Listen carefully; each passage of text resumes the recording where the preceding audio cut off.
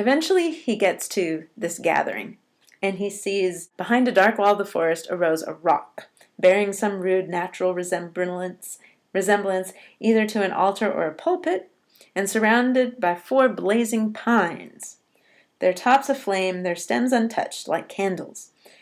So he's in this natural sanctuary, or this sacred place in the woods that's been cleared to make a little, religious area. We have natural objects, though, not a man-made altar, but a rock. It's like a pulpit. It's a place where someone would talk from. It's a focal point. And these flaming pines, it's meant to be kind of a nature's version of a church.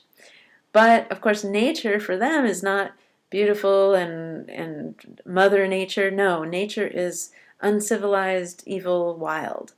A place where deviltry happens. It's where witches do yucky things. Now, who is there and what are they doing there? Among them, quivering to and fro between gloom and splendor, appeared faces that would be seen next day at the council board of the province, and which Sabbath after Sabbath looked devoutly heavenward. So these are churchgoers, townspeople, everybody's there.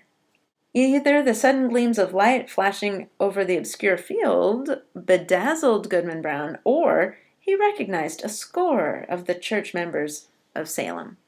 So either he was tricked by the light, or he did see all the faces of these churchgoers, and people who were famous for being really religious, extra religious, like the deacon and the minister and Goody Cloyce.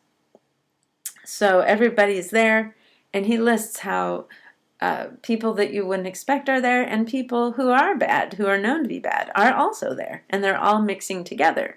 So instead of shunning the bad people are part of it all. And I think Hawthorne is making a statement here too about that evil is equal opportunity. Not only some people have it, all people have it. All people are capable of cruelty or hatred or dishonesty, what have you.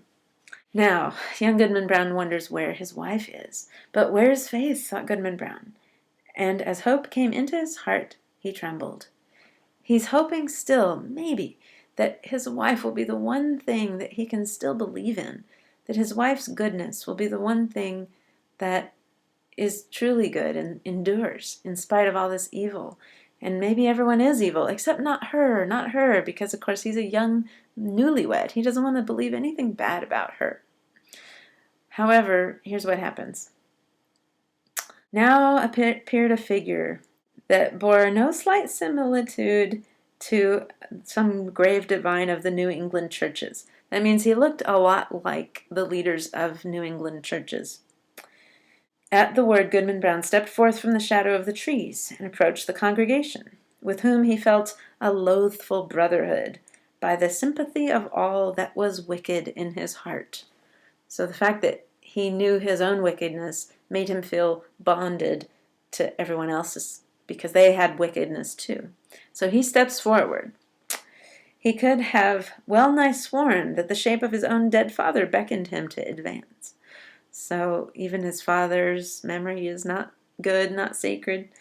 Looking downward from a smoke wreath, that is like he imagines his father's spirit is there.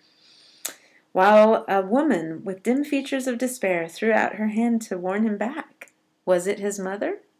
So the memory of his mother, or the ghost of his mother, or something, is warning him that that's one little glimmer of goodness. And mothers are mentioned elsewhere in the story as being the only people not involved in the evil.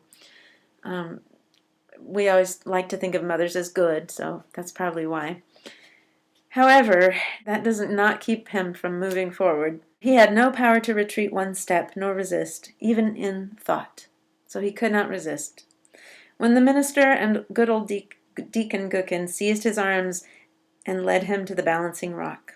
All right, so now he's up there at the rock, kind of like the pulpit, the altar area, the front.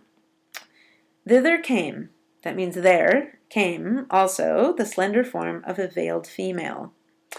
Now this veiled female, it looks a lot like a wedding, doesn't it?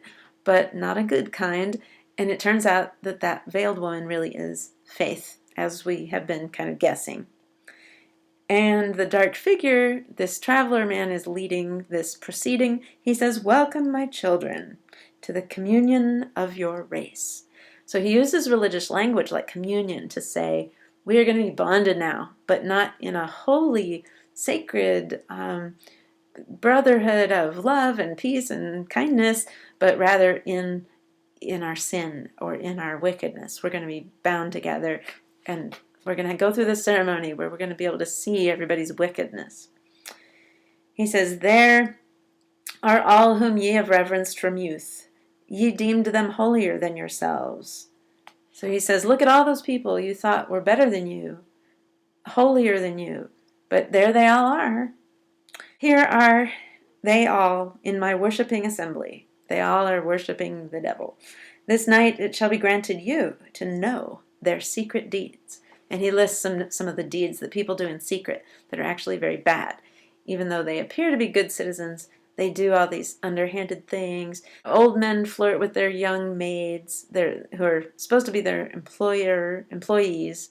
He lists all these sins that the people have. And then he says, "Behold, the whole earth one stain of guilt, one mighty blood spot." So he's saying, look at all the evil, horrible things of the whole planet. That's what earth is. It's just nothing but ugliness and evil. Well, that's an awfully dark view, but that's what the devil wants Goodman Brown to think. So he paints a picture of the whole planet as being nothing but bad, and all the people as nothing but bad. Now, finally, he says, "My children, look upon each other." And so Goodman Brown looks at his wife. They did so, and by the blaze of the hell-kindled torches, the wretched man beheld his face, and the wife her husband. So she looked at him, he looked at her, trembling before that unhallowed altar. So they look at each other, and here's the moment. Are they going to participate in this, or are they going to resist? This is their last chance. "Lo, there stand ye, my children," says this figure, the evil guy. "Evil is the nature of mankind. Evil must be your only happiness. Welcome again, my children, to the communion of your race." So again, he's asserting that there's nothing but evil. Everyone is evil. Let's just embrace it, kind of. There stood the pair. They seemed to be the only ones who were hesitating on the verge of wickedness in this dark world. And then he points out a basin of water, or is it blood?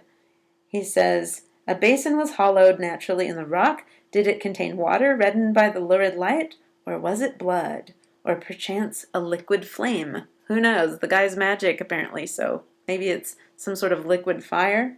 "Herein did the shape of evil," that's the bad guy, "dip his hand and prepare to lay the mark of baptism on their heads." Now, whatever mark that would be, it wouldn't be a cross, because that would be a symbol of Christianity. So it would be some sort of mark of evil, "that they might be partakers of the mystery of sin." So instead of being brought into the mystery of love, like the regular religious ceremony would do, it's going to be the mystery of sin, of evilness and darkness.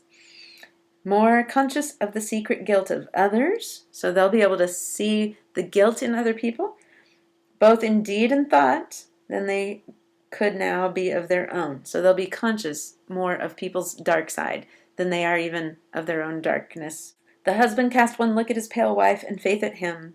'Faith, Faith,' cried the husband, 'look up to heaven, and resist the wicked one.'"